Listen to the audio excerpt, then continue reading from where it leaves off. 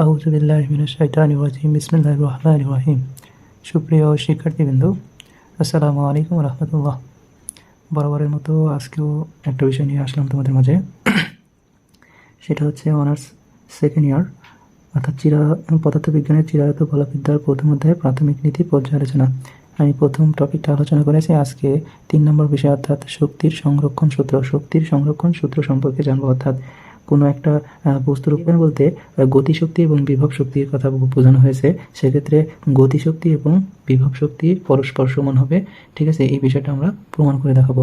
তো এই বিষয়টার ক্ষেত্রে আমরা একটু বোঝার চেষ্টা করব। ঠিক আছে, অর্থাৎ শক্তির সংরক্ষণ সূত্র। যদি একটা বিষয় বিবেচনা করো যে একটা বস্তু কোনো একটি স্থানে রাখা হয়েছে, প্রথম অবস্থায় রাখা হয়েছে, এটা হচ্ছে অবস্থান 1, এবং সময়ের সাপেক্ষে অর্থাৎ কিছু সময় পর সেটাকে অর্থাৎ বল প্রয়োগ করা হয়েছে, বস্তুটির উপর একটা বল প্রয়োগ করা হয়েছে বাহির থেকে, ফোর্স বল প্রয়োগ করার ফলে এই বস্তুটার স্মরণ ঘটেছে। অর্থাৎ টি সময় পর বস্তুটার অবস্থান হয়েছে দ্বিতীয় অবস্থায়। এই অবস্থায় বস্তুটির অবস্থান হয়েছে। এখন এটা হচ্ছে দ্বিতীয় নম্বর অবস্থান। অর্থাৎ এটা হচ্ছে যদি অর্থাৎ ক্ষুদ্রতম স্মরণ ঘটে, অর্থাৎ টি অর্থাৎ খুব কম সময়ের জন্য খুব কম পরিমাণ যদি স্মরণ ঘটে, অর্থাৎ ডিএস পরিমাণ স্মরণ ঘটে। ঠিক আছে, এর জন্য একটা কাজ সম্পাদিত হবে। ঠিক আছে, সেই কাজের পরিমাণটা কার সমান হবে? অর্থাৎ বলের সমান হবে। যে পরিমাণ তুমি বল প্রয়োগ করবা ঠিক সম পরিমাণের কাজ সম্পাদন হবে, অর্থাৎ কাজ এবং বল পরস্পর তাহলে সমান হচ্ছে। আচ্ছা, এখন একটা বিষয় যে এই চিত্র অনুসারে যদি ধরি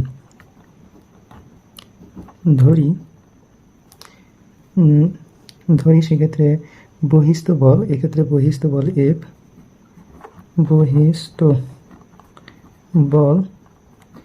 F, এই বহিস্থ বল F এর ক্রিয়ায়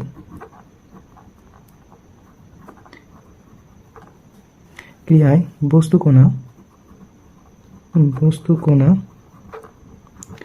কণা কি অবস্থান থেকে? এক অবস্থান থেকে, অর্থাৎ প্রথম অবস্থান থেকে 1 অবস্থান হতে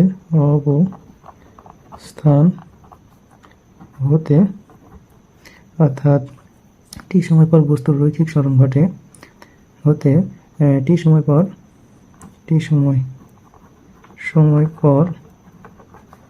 বস্তুর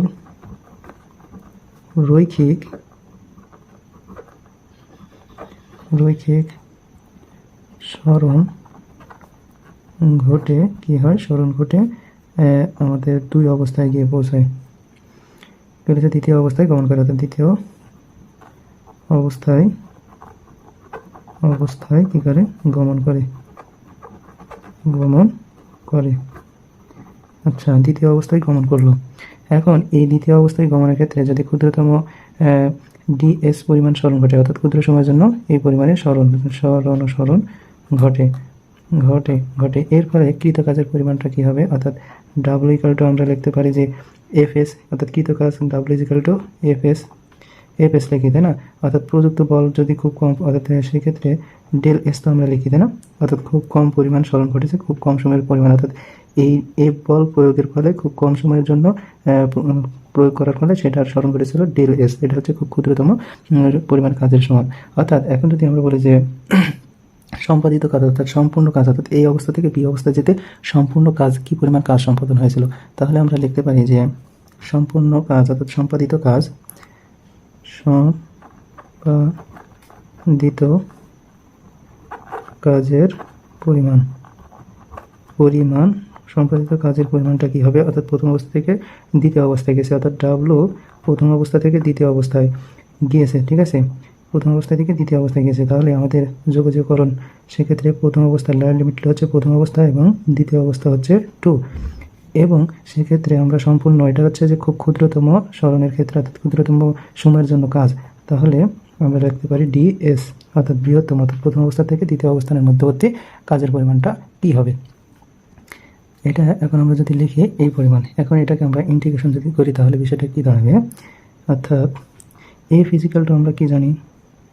two upper limit to lower limit 1, এ ফিজিক্যালটা আমরা জানি M A into DS.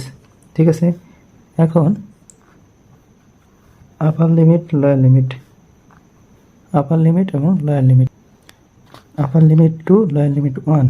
M একটা ধ্রুবক রাশি রেখে দিলাম। এই ত্বরণটা কি? ত্বরণ হচ্ছে সময়ের সাথে বস্তুর বেগ পরিবর্তনের হার। বেগ পরিবর্তনের হার বলতে ডি ইন্টু সময়ের সাথে, এখানে বেগ পরিবর্তনের হারটাই হচ্ছে আমাদের ত্বরণ ইন্টু ডেল এস ডিএস। এবার আসেন যে পরবর্তী কাজ, অর্থাৎ এটাকে যদি আমরা 2 ইন্টু 1, ঠিক আছে, এটা রাখলাম এবং এমও রাখলাম। এবার ডি ভি ডিভাইডেড ডিটি এটাও রাখলাম, ঠিক। কিন্তু এই যে ডেল এস, এই ডেল এস এর পরিবর্তে আমরা কি ব্যবহার করতে পারি? আমরা কি জানি যে বেগ সমান কি? বেগ হচ্ছে সময়ের সাথে বস্তুর কি সরণের হার, সময়ের সাথে বস্তুর সরণের হার, অর্থাৎ সরণের হারটাকে আমরা বলে থাকি বেগ। তাহলে এক্ষেত্রে আমরা ডেল এস সমান, আমরা এই ডেল এস সমান কি লিখতে পারি? ডেল এস রেখে দিলাম সমান ভি ইন্টু ডেল টি, এটাতে আমরা লিখতে পারি। তার মানে ডেল এস এর পরিবর্তে আমরা এটা লিখে দেবো। এখানে যদি ডেল এস এর পরিবর্তে আমরা লিখি ভি ইন্টু ডেল টি, লিখলাম। এখন আমাদের কাজ হচ্ছে এটাকে যদি আমরা একটু ইন্টিগ্রেশন করি, আপার লিমিট লোয়ার লিমিট এম, এক্ষেত্রে ডিটি বাদ, তাহলে কি থাকতেছে? ভি, এই ভি গুণ আকারে আছে ডেল ভি এর সাথে, তার মানে এই ভিটাকে সামনে নিলাম এবং ডেল ভি রেখে দিলাম। এবার পরবর্তী কাজটা হচ্ছে এই এমটা যেহেতু ধ্রুবক রাশি, এমটাকে আমরা বাইরে পার করে নিব। এমটাকে বাইরে পার করে নিলাম 2, 1, এখানে ডেল ভি, এটা আছে ডিভি থাকলো, তাই না? এখন এই অংশটুকুকে আমরা ইন্টিগ্রেশন করব। তাহলে ইন্টিগ্রেশনের যে সূত্র রয়েছে, আমরা যে ইন্টিগ্রেশনের সূত্রটা জানতাম যে X to the power N into del X, এটার যে সূত্র ছিল সেটা ছিল যে এরকম, অর্থাৎ X to the power N plus 1 divided N plus 1, এটা হচ্ছে প্লাস সি, এটা হচ্ছে আমাদের কি মূল ইন্টিগ্রেশনের সূত্র। এই সূত্র অনুসারে এটা যদি আমরা ব্যবহার করি তাহলে কি বিষয়টা পাচ্ছি যে এখানে এম রাখলাম, ইন্টিগ্রেশন কাজ সম্পূর্ণ করলাম। তাহলে ভি এর পাওয়ার কিছু নাই, মানে 1 আছে, 1 এর সাথে এই যে এই 1টা হচ্ছে এন প্লাস 1, তাহলে 1 ডিভাইডেড এন বলতে এখানে 1 প্লাস 1। আপার লিমিট ছিল 2, লোয়ার লিমিট ছিল 1। এবার বিষয়টা হচ্ছে যে এমটা ঠিক রাখলাম, এই পাশে তাহলে কি হবে? ভি স্কোয়ার ডিভাইডেড 2, আপার লিমিট 2, 1, ঠিক আছে। এরপরের লাইনটা কি হবে? অর্থাৎ 2টাকে হাফ আকারে বাইরে নিলাম, অর্থাৎ হাফ যদি বাইরে নিই হাফ ইন্টু এম, অর্থাৎ এখানে যে হাফ ছিল এম, এখানে তাহলে কি থাকলো? যে আমাদের থাকলো সেটা হচ্ছে ভি স্কোয়ার, আপার লিমিট 2, লোয়ার লিমিট 1। আচ্ছা, এই বিষয়টা যদি এখন আমরা এই পাশে একটু করে দিই, ঠিক আছে, এই পাশে করলাম, সেটা হচ্ছে যে হাফ থাকলো, এমও থাকলো। এবার আপার লিমিট এবং লোয়ার লিমিট যদি বসিয়ে দিই, অর্থাৎ ভি স্কোয়ার, এটা হচ্ছে আপার লিমিট থেকে মাইনাস হয়, আপার লিমিট বলতে এখানে 2, ভি2 মাইনাস ভি1, অর্থাৎ স্কোয়ার। এটা হচ্ছে আমাদের মূলত 1 নম্বর সমীকরণ। আমাদের সমীকরণটা ছিল যে হাফ গুণন এম ভি2 স্কোয়ার মাইনাস ভি1 এর উপর স্কোয়ার, এটা ছিল আমাদের মূলত সমীকরণ। এই সমীকরণটা আসলে আমরা কীভাবে প্রকাশ করতে পারি? অর্থাৎ এটা তো কাজ, তাই না? এটা হচ্ছে কাজ, W=1, 2 এই পরিমাণ ছিল। তাহলে W12 = হাফ, তাহলে যদি এটা গুণ করে দিই, অর্থাৎ হাফ এম ভি2 এর স্কোয়ার মাইনাস হাফ এম ভি1 এর উপর স্কোয়ার। অর্থাৎ আমরা জানি কি? আমরা জানি গতিশক্তি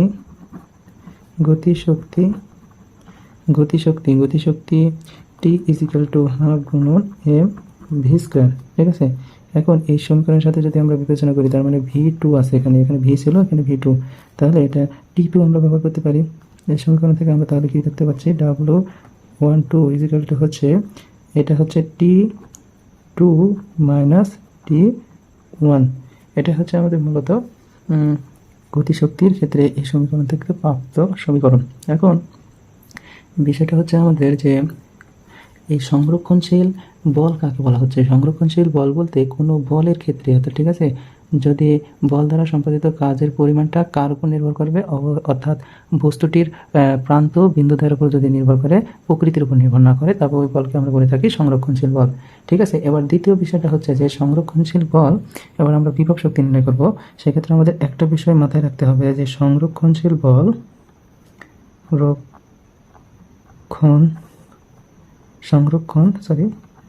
সংরক্ষণশীল বল বিভব পার্থক্যের বিভব শক্তির বিভবের ঋণাত্মক নতিমাত্রার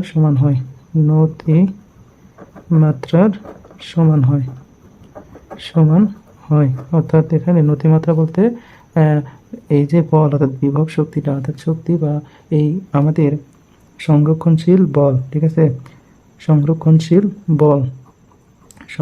বল বিভবের ঋণাত্মক নতিমাত্রা সমান হয়। অর্থাৎ এই যে বল ঋণাত্মক নতিমাত্রা বলতে মাইনাস ডেল, এখানে ডেল ইন্টু এখানে ভি আর, ঠিক আছে, এটা হচ্ছে ঋণাত্মক নতিমাত্রা এর সমান হয়।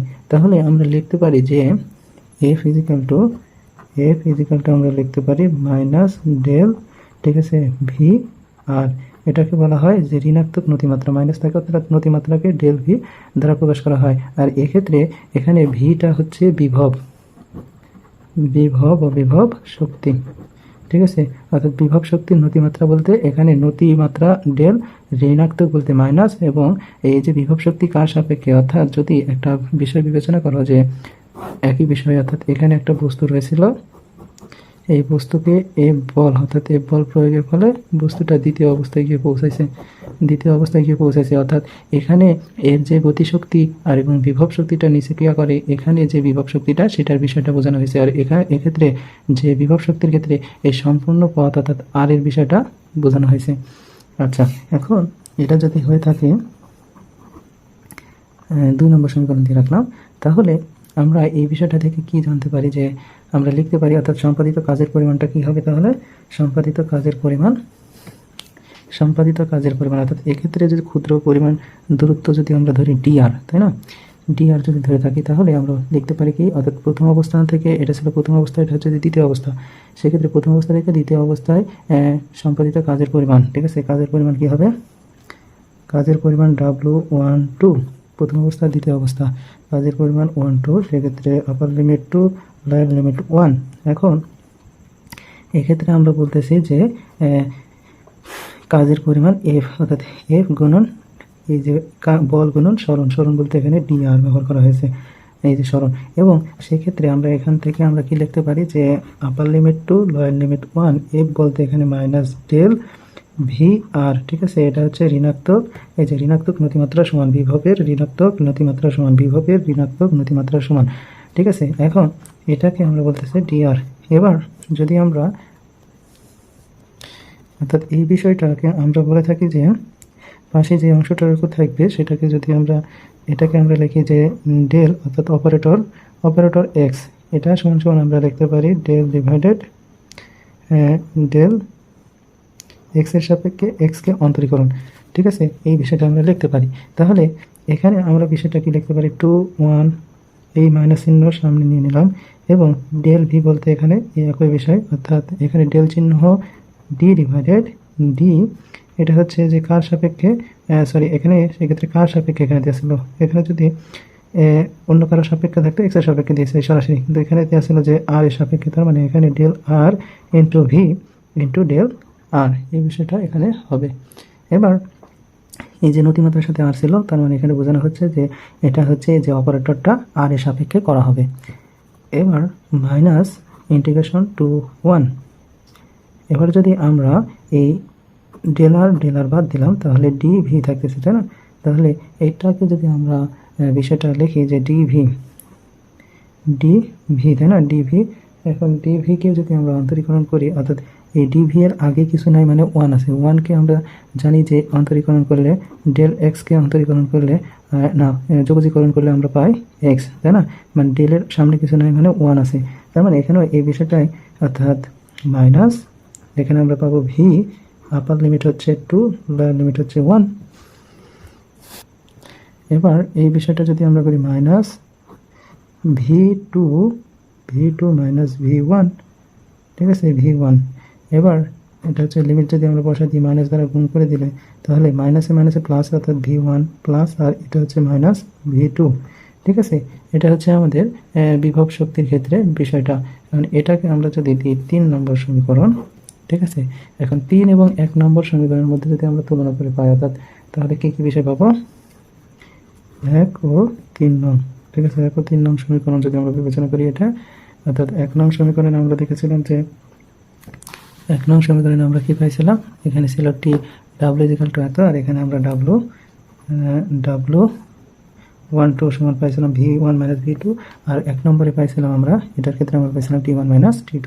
তাহলে এখান থেকে আমরা লিখতে পারি যে t2 মাইনাস t1 সমান সমান আমরা লিখতে পারি v1 মাইনাস v2। তাহলে এই ক্ষেত্রে আমরা কি বিষয় লিখতে পারি যদি এক প্রান্ত করি, অর্থাৎ t1 equal to v1 equal to এত। তাহলে এক্ষেত্রে যদি আমরা পক্ষান্তর করি তাহলে বিষয়টা হচ্ছে যে t2 মাইনাস প্লাস হয়ে যাবে এখানে প্লাস v2 সমান সমান হচ্ছে v1 প্লাস t1। এটাই হচ্ছে আমাদের মূল বিষয়। আর যেহেতু এই বিষয়টা থেকে আমরা লিখতে পারি t1 plus t plus v is equal to ধ্রুবক। তাহলে আমরা বলতে পারি যে সংরক্ষণশীল ক্রিয়া মোট শক্তির পরিমাণ কি বলা হচ্ছে যে অপরিবর্তিত থাকবে, অর্থাৎ এই সূত্র থেকে যেহেতু ধ্রুবক, এটা সমান ধ্রুবক, তার মানে এটা হচ্ছে যে অপরিবর্তিত থাকবে, অর্থাৎ গতিশক্তি এবং বিভব শক্তি একটা ধ্রুবক সংখ্যা হবে। আর ধ্রুবক সংখ্যা থেকে মানে কি অপরিবর্তন হওয়া। আর তাহলে আমরা বলতে পারি যে শক্তি কি হচ্ছে, সংরক্ষণ হচ্ছে। আশা করি তোমরা বুঝে পেরেছ। তো সকলে ভালো থাকো, সুস্থ থাকো, সুন্দর থাকো। আসসালামু আলাইকুম রহমতুল্লাহ।